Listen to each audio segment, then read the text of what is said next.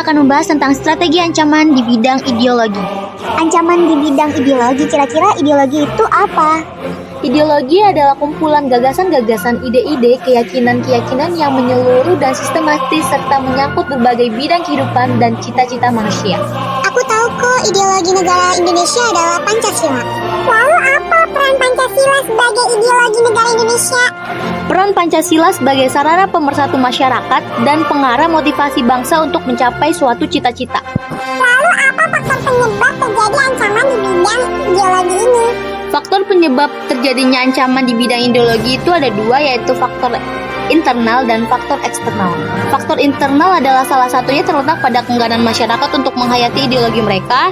Lalu faktor eksternal yaitu terletak pada serbuan budaya dan ideologi asing yang masuk ke Indonesia berpengaruh pada klasifikasi gaya hidup di lingkungan masyarakat Indonesia. Sekarang aku mau nanya deh, apa saja macam-macam ancaman di bidang ideologi? Aku tahu ada dua macam ancaman di bidang ideologi, yaitu dari luar negeri dan dari dalam negeri. Lalu apa saja ancaman dari luar yang masuk ke Indonesia? Ancaman dari luar masuk ke Indonesia yaitu satu, masuknya berbagai budaya dan paham baru dari luar negeri. Dua, adanya campur tangan politik dari badan-badan asing yang ada di dalam negeri. Tiga, maraknya media propaganda asing. Lalu apa saja ancaman yang datang dari dalam negeri? Ancaman dari dalam negeri yaitu satu, munculnya paham-paham radikal dan ekstremis dari dalam negeri. Dua, adanya unsur sara di lingkungan masyarakat. Tiga, sikap apatis terhadap pemerintah. Nah, bagaimana sih strategi kita dalam menghadapi ancaman di bidang ideologi ini? Aku tahu bagaimana strategi menghadapi ancaman di bidang ideologi. Satu, ideologi harus diaktualisasikan kepada seluruh bidang kenegaraan. Dua, ideologi Indonesia haruslah mengarah kepada arah yang dinamis dan aktual. Tiga, ideologi harus dijadikan tombak bangsa dalam menghadapi unsur yang masuk dari luar.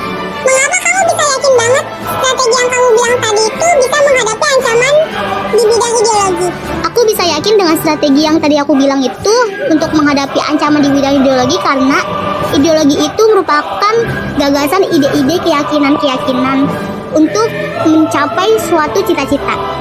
Nah, jika kita mempunyai ideologi, maka negara kita akan aman. Nah, makanya itu kita butuh meningkatkan ideologi dan jadikan ideologi itu sebagai tombak bangsa menghadapi unsur dari luar gitu. Nah kan, terus juga ideologi itu harus banget mengarah ke arah dinamis dan aktual. Makanya aku bisa meyakinkan strategi yang tadi aku bilang itu sebagai menghadapi ancaman di bidang ideologi. Nah, bener tuh, ideologi harus dijadikan tombak bangsa dalam menghadapi unsur yang masuk dari luar. Karena ideologi negara kita adalah Pancasila. Negara kita merupakan negara demokrasi dan negara hukum di mana semua hukum berlaku di semua kalangan. Dan masyarakatnya itu harus menjunjung tinggi ideologi karena ideologi itu harus mengarah ke arah dinamis dan aktual. Selain itu juga, ideologi harus diaktualisasi kepada seluruh bidang kenegaraan. Bukan cuma bidang kenegaraan aja loh. Pokoknya semua masyarakatnya harus punya ideologi. Nah, bagaimana sih upaya kita menghadapi ancaman di bidang ideologi? Aku tahu